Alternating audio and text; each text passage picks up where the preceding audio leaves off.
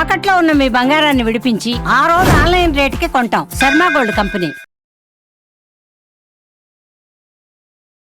Welcome to Suman TV. మన ఇనపెట్టెలో దాచుకున్న బంగారానికి అమెరికా అధ్యక్షుడు ట్రంప్కు లిగ్గేంటి? మనం బంగారం కొనాలన్నా అమ్మాలన్నా ట్రంప్ అనుమతి కావాలా? అసలు ట్రంపే ధర నిర్ణయిస్తారా? వినడానికి కొంత విచిత్రంగా ఉన్న ఆర్థిక పరిణామాలు కానీ జరుగుతున్న సంఘటనలు చూస్తే అలాగే అనిపిస్తుంది. ఎందుకంటే ట్రంప్ వాళ్ళకి ఫెడరల్ రిజర్వ్ అనే ఒక బ్యాంక్ ఉంటుంది, మనలాగే రిజర్వ్ బ్యాంక్ లాగా. ఆ బ్యాంకు చైర్మన్ని మార్చే ప్రయత్నం చేయటం వల్ల ఒక గంటలో బంగారం ధర ఊహించని స్థాయిలో పడిపోయింది. సింపుల్గా ఒక అంచనా వేస్తే 276 లక్షల కోట్ల రూపాయలు ఆవిరైపోయాయి కేవలం 60 నిమిషాలు. అసలు ట్రంప్కి గోల్డ్కున్న లింక్ ఏంటి? అసలు ఎందుకు ట్రంప్ బంగారాన్ని ప్రపంచ ఆర్థిక వ్యవస్థని శాసిస్తున్నాడు? ఈ అంశాలన్నింటినీ మనతో చర్చించడానికి స్టూడియోలో ఉన్నారు ప్రముఖ ఆర్థికవేత్త, అలాగే Hyderabad central university economics professor doctor Chittedi Krishnareddy గారు. కృష్ణారెడ్డి గారు నమస్కారం. నేను చెప్పి ఇంట్లో చూసిన తర్వాత మీకు కొంచెం ఆశ్చర్యం వేయచ్చు. మన ఇంట్లో ఉన్న బంగారానికి అమెరికాలో అధ్యక్షుడు ట్రంప్కి లింక్ ఏంటని ఉందంటారో లేదంటారా? ఖచ్చితంగా ఉండే అవకాశం ఉంది. ఎందుకంటే మీరు చెప్పినట్టుగా ఫెడరల్ రిజర్వ్ చైర్మన్ ఎవరైతే కెవిన్ వాష్ ఉన్నారో వారిని మార్చే ప్రక్రియ. ఎందుకంటే కెవిన్ వాష్ అనే వ్యక్తి it's known for high interest rate పెట్టడానికి, ఎప్పుడు కూడా వడ్డీ రేట్లను పెంచే దాంట్లో కీలకంగా ఉంటాడు. అతను ఎప్పుడు కూడా వడ్డీ రేట్లు తగ్గించాలనే నిర్ణయానికి పాజిటివ్గా ఉండే వ్యక్తి కాదు. ఎప్పుడైతే అమెరికా యొక్క బాండ్ రేట్ల వడ్డీ రేట్ పెరుగుతుందో పెట్టుబడిదారులు అందరూ ఏం చేస్తారంటే, ఇప్పుడు ఏమైనా ప్రపంచంలో జియోపొలిటికల్ టెన్షన్ ఇవన్నీ ఉండేసరికి అమెరికాలో వడ్డీ రేట్లు కూడా తక్కువ ఉండేసరికి అందరూ కూడా ఏం చేస్తారంటే ప్రత్యామ్నాయంగా ఏంటి పెట్టుబడి ఏంటి బంగారం. అందుకే బంగారం వైపు ముందుకెళ్తున్నారు. కానీ ఎప్పుడైతే ఈ వాష్ అనే వ్యక్తిని ఫెడ్ చైర్మన్గా చేస్తామని ట్రంప్ గారు ప్రకటించారో ఒక్కసారిగా మార్కెట్లు అన్నీ కూడా ఈ బంగారం వైపు నుంచి ఇటువైపుగా మారిపోతుంది. ఎందుకంటే ఇక్కడ పెట్టుబడి పెట్టుకోవచ్చు, ఈజీ డాలర్ల రూపంలో పెట్టుబడి పెట్టుకుంటే ఖచ్చితంగా దానికన్నా మెరుగైన ఫలితాలు వస్తాయని, ఈ రోజు అప్పుడు డాలర్ పరిస్థితి ఏముంటుందో, వడ్డీ రేట్లు పెరగకపోవచ్చు అనేటువంటి ఇన్వెస్టర్ ఒపీనియన్ని పటాపంచలు చేస్తూ ఆ సరికొత్త నిర్ణయం తీసుకోవడంతో ఇవాళ మన ఇంపెంట్గా ఉన్న బంగారం మీరు అన్నట్టుగా అమ్మాకైనదే ఇస్తుంది. ఎగ్జాక్ట్లీ ఆ కంపు గారు పరోక్షంగా తీసుకున్నటువంటి నిర్ణయము బంగారు మార్కెట్ పైన ఒక కీలక ఫ్యాక్టర్గా, అంటే మన చైనా పరిస్థితులు కూడా ఒక వైపు ఉన్నప్పటికీ కూడా అమెరికా ట్రంప్ తీసుకున్న నిర్ణయం ఖచ్చితంగా కీలకమైనది. బంగారం ధర పడే దాంట్లో ట్రంప్ తీసుకున్నటువంటి నిర్ణయం చాలా కీలకమైనది. ఎందుకంటే ప్రపంచవ్యాప్తంగా అదే డిమాండ్ అనేటువంటిది బంగారం వైపున పడిపోతుంది. ఎందుకంటే చైనాలో కూడా మనం మొన్నటి వరకు రిటైల్ ఇన్వెస్టర్స్ ఎవరైతున్నారో బంగారు షాప్లో క్యూ నిలబడ్డారు బంగారం కూడా. ఒక్కసారిగా ఈ నిర్ణయం, ఈ ప్రకటనల తర్వాత మారుతున్న బంగారం కూడా చాలా ఎక్కువ రేటు పెరగడంతో కొంత పెట్టుబడిదారులు లాభాలను గ్రహించవచ్చు. అంటే ఒక వారంలోనే దాదాపు 12% పైగా బంగారం ధర పెరగడం, ఈ పెట్టుబడిదారులు అందరూ కూడా లాభాలను చూడాలనే ఉద్దేశంతో అమ్మకాలకు బంగారాన్ని పెట్టడం ఒక ఎత్తు అయితే, కొనుగోలు చేసేటువంటి వారు కూడా ఇటు ఫెడరల్ రిజర్వ్ నిర్ణయం తీసుకుంటుంది కాబట్టి పెట్టుబడుల వైపు వెళ్ళడానికి ఆస్కారం ఉంది. అదేవిధంగా చైనా సెంట్రల్ బ్యాంక్ తీసుకుంటే గత వారంలో మొన్నటి వరకు అగ్రెసివ్గా కొనుక్కుంటూ వచ్చేసేవా, కానీ మొన్న వారంలో కేవలం ఒక టన్ను బంగారం మాత్రమే కొనుగోలు చేసి. సో దాంతో ఏమైపోయిందంటే చైనాలో కూడా $6,000 మిలియన్ $6,000 ఔన్స్ బంగారాన్ని కొనుగోలు చేసే ఇష్టము చైనాకు లేదు. చైనాలో డిమాండ్ పడిపోతుందనే సంకేతం ఇచ్చింది. దానితో మార్కెట్లో ఒక్కసారిగా కరెక్షన్లోకి వచ్చాయి. ఇటు ట్రంప్ ఊహించని స్థాయిలో వడ్డీ రేట్లను పెంచే వ్యక్తిని, ఎందుకంటే అమెరికా ఇవాళ చాలా నిరుద్యోగ సమస్య ఎదుర్కొంటుంది, అక్కడ ఉద్యోగం లేకుండా ఉంటుంది. వడ్డీ రేటు మరింత తక్కువ చేసి ప్రజలకి క్రెడిట్ అవైలబిలిటీ మరింత చౌకగా తీసుకొస్తారని అంతా భావించారు. కానీ ఊహించని విధంగా ట్రంప్ ఈ వార్షణ వ్యక్తి ఎవరైతే వడ్డీ రేట్లను ప్రమోట్ ఎక్కువగా ఉండాలని ఆశించే తన సిద్ధాంతం కాబట్టి ఆ నిర్ణయం తీసుకోవడంతో కూడా మార్కెట్లన్నీ కూడా మళ్ళీ ఫెడరల్ రిజర్వ్ తీసుకున్న నిర్ణయాల వైపు అటు పెట్టుబడి వైపు వెళ్ళడానికి, ప్రత్యామ్నాయాన్ని ఇక్కడ లాభాలను తీసుకొని అటువైపు వెళ్ళడానికి ముందు ముక్కు చూపినట్టుగా మనకు కనబడుతుంది. కాబట్టి ఖచ్చితంగా ఈరోజు ట్రంప్ తెలియక చేసే నిర్ణయాలతో ప్రపంచమే కాదు గ్రామీణ ప్రాంతాల నుండి కుటుంబాల తక్కువ వస్తుంది. గోల్డ్కి ట్రంప్కి లింక్ చూస్తే చాలా స్పష్టంగా అనిపిస్తుంది. ఒకటి వియత్నాం మీద అటాక్ కావచ్చు, తర్వాత ఇరాన్ని బెదిరించడం కావచ్చు, at the same time Russia పైన ఆంక్షలు కావచ్చు, ఉక్రెయిన్ రష్యా యుద్ధం విషయంలో ఆంక్షలు కావచ్చు, ఇంకోటి గ్రీన్లాండ్ విషయాల్లో కావచ్చు. మొత్తం ఒక యుద్ధ భీతిని క్రియేట్ చేయటం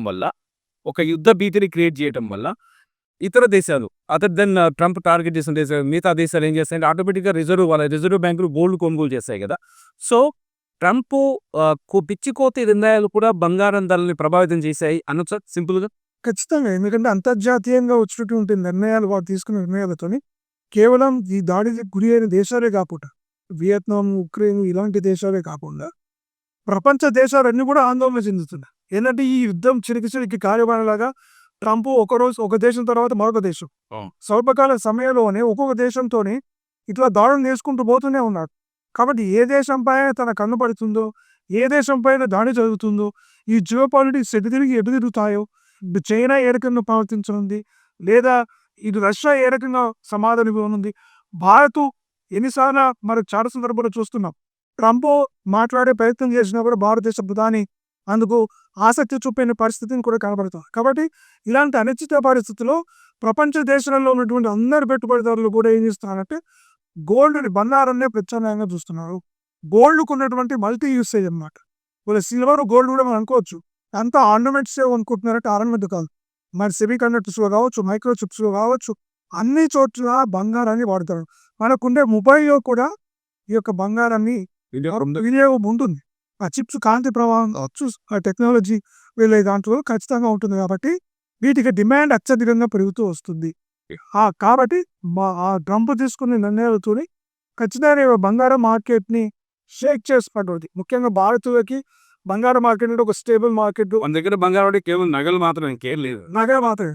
సో అట్లాంటి దాన్ని కూడా ఇవాళ అందరినీ ఆందోళనకు గురి చేస్తూ అమెరికాలో ఉన్న పౌరులే కాకుండా ప్రపంచ పౌరులను కూడా ఆందోళనకు గురి చేస్తున్న వ్యక్తి ఎవరైనా ఉన్నారంటే ఏకైక వ్యక్తి ట్రంప్. ఈ సిచ్యువేషన్స్ కావచ్చు, వార్ సిచ్యువేషన్స్ కావచ్చు, లేకపోతే ఫెడరల్ రిజర్వ్ తీసుకున్న నిర్ణయాలు కావచ్చు, ఇవన్నీ చూస్తుంటే భవిష్యత్తులో బంగారం ధరలు పెరిగే ఛాన్సెస్ ఉన్నాయనుకోవచ్చా? లేకపోతే దాని మీద ఇన్వెస్ట్ చేసే వాళ్ళని ఎలా చూడాలి మనం? మనకు ముఖ్యంగా ఏంటంటే ఇవాళ అంతర్జాతీయంగా పరిణామాలు చాలా వేగంగా మారుతూ వస్తున్నాయి. ఎందుకంటే ఇవాళ భారత్ కూడా యూరోపియన్ యూనియన్తో ఒప్పందం చేసుకోవాలి. అంటే యూరోపియన్ యూనియన్ అమెరికా తర్వాత చేసుకున్న ఒప్పందం అతిపెద్దది భారతదేశంతో. ఓకే. అందుకని mother of mega all heels అంటారు. కాబట్టి ఇవాళ ఇటు భారత్, రష్యా, చైనా దేశాలు వేగంగా తమ యొక్క ప్రాధాన్యతను, తమ రూల్ను మార్చుకునే విధానంలో ఉంది. కాబట్టి ట్రంప్ కూడా అసంతృప్తి వస్తూ మీ నిర్ణయాల వల్లనే ప్రపంచ దేశాల మనతో వైరిని ఘర్షణ వైఖరితో వర్ణాన్ని పెట్టుకొని మన దేశం ఇంకా ఆర్థికంగా ఇబ్బంది పడే అవకాశం ఉందని ట్రంప్లో వారి పార్టీ నాయకులే విమర్శిస్తున్న నేపథ్యంలో బంగారం ధర పెరుగుదల ఉండొచ్చు. పెరుగుదల అంటే ఇప్పుడున్న కరెక్షన్ ఏదైతే వస్తుందో ఇంకా మరింత కొంత తగ్గే ఆస్కారం అయితే ఉంటుంది. దాదాపు 1,20,000, 1,30,000 వరకు కూడా ఇంకా బంగారం అంటే ఇంకా పడిపోయే ఛాన్స్ ఉంది. ఈ ర్యాలీ మరికొంత కాలం సెటిల్మెంట్ నెగటివ్ ట్రెండ్ మరికొంత కాలం కొనసాగే అవకాశం ఉంది. కానీ దీనిలో కాలంలో ఖచ్చితంగా ఈ మార్కెట్ మనం కొంతమంది అనుకున్నట్టు భావించుగా 70,000, 80,000 బంగారం పడిపోతున్నవి మాత్రం అది రాదు. ఎందుకంటే 70,000 రోజు పోయినట్టే, 80,000 పోయినట్టే అవి ఖచ్చితంగా పోయినట్టే. 1,00,000 పైనే బంగారం ట్రేడ్ అవుతూ ఉంటుంది. బంగారం కొనుగోలు చేయాలనుకున్న వాళ్ళు ఇంక ఈ మధ్యకాలం ఒక వారం 10 రోజులు మార్కెట్ చూసి సరైన సమయంలో తీసుకోవాలి. కానీ ఏది ఏమైనా మార్కెట్ ఇంత వలటేగా బంగారం మార్కెట్ చేతితోనే. కాబట్టి ఏ మార్కెట్ పండితులు కూడా ఈరోజు విశ్లేషించి ఆలోచించి మరి ఇంకా నిక్కచ్చిగా పెరుగుతుంది అని చెప్పలేదు.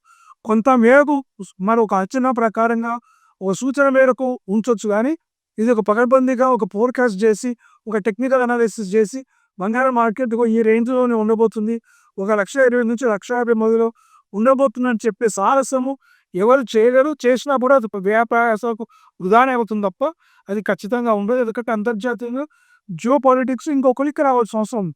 వాటి దిశగా వెళ్తున్నాయి. బట్ ఇంకా అదంతా సమస్య పోయే ట్రంప్ నిర్ణయాలు కూడా స్టేవ్కి వచ్చి టారిఫ్ల నిర్ణయాలను వారు తగ్గించుకొని డిఫెన్స్తో చూస్తుంటే ఒడిదుడుకులు ఇంకొంత కాలం కొనసాగే అవకాశం ఉందనుకో. ఖచ్చితంగా ఒడిదుడుకులు ఆస్కారం ఉంది. గోల్డ్ మార్కెట్ కూడా ఒడిదుడుకులకు పెరగడం తగ్గడం అనేటువంటిది జరిగే అవకాశం కూడా. సో ఇప్పుడు ఎవరైనా ఇన్వెస్ట్ చేయాలనుకున్నావో కొంచెం జాగ్రత్తగా చూసి చేసుకోవాల్సింది. అంతే జాగ్రత్తగా చూసి చేసుకోవాలి. ఈక్విటీ ఈటీఎఫ్లో పెట్టుకోవాలి. బంగారం ఆర్నమెంట్స్లో దానికి తరపు డిప్రిసియేషన్ లాంటివి కూడా ఉండవు. కాబట్టి ఎవరైనా పెట్టుబడి కోసం కొనాలనుకున్న వాళ్ళు, బంగారం కన్సంప్షన్ కోసం కొనుక్కునే అనుకున్న వాళ్ళు నార్మల్ కబుద్దిగా ఆర్నమెంట్స్ కొనుక్కోండి. కానీ కేవలం ఇన్వెస్ట్మెంట్ పర్పస్లో అనుకునే వాళ్ళు మాత్రం బిస్కెట్ బంగారం కన్నా కూడా మీరు ఈటీఎఫ్లో పెట్టి ఇన్వెస్ట్మెంట్ పెట్టడం చాలా శ్రేయస్కరం.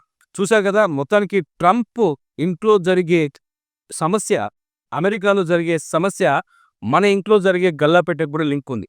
ఇది బంగారం యొక్క చరిత్ర. బంగారం ధరలు, పెరుగుతున్న బంగారం ధరలో వస్తున్న మార్పులు కావచ్చు, ఈ బంగారం చుట్టూ జరుగుతున్న ఈ మొత్తం డిస్టర్బెన్స్ కావచ్చు, వీటన్నిటిని గమనిస్తూ జాగ్రత్తగా బంగారంపై పెట్టుబడి పెట్టడం చాలా అవసరం. ఎందుకంటే గత వారం రోజుల క్రితం ఎవరైతే బంగారం పైన పెట్టుబడుల విషయంలో చాలా వేగంగా నిర్ణయాలు తీసుకున్నారో వాళ్ళు నష్టపోయిన పరిస్థితి కూడా ఉంది. కాబట్టి గోల్డ్ విషయంలో జియో పాలిటిక్స్తో పాటు మిగతా విషయాలన్నింటినీ సమతుల్యం చేసుకున్న తర్వాత ఇన్వెస్ట్ చేయడం బెటర్ అని సూచిస్తున్నారు డాక్టర్ కృష్ణారెడ్డి గారు. Thank you very much sir.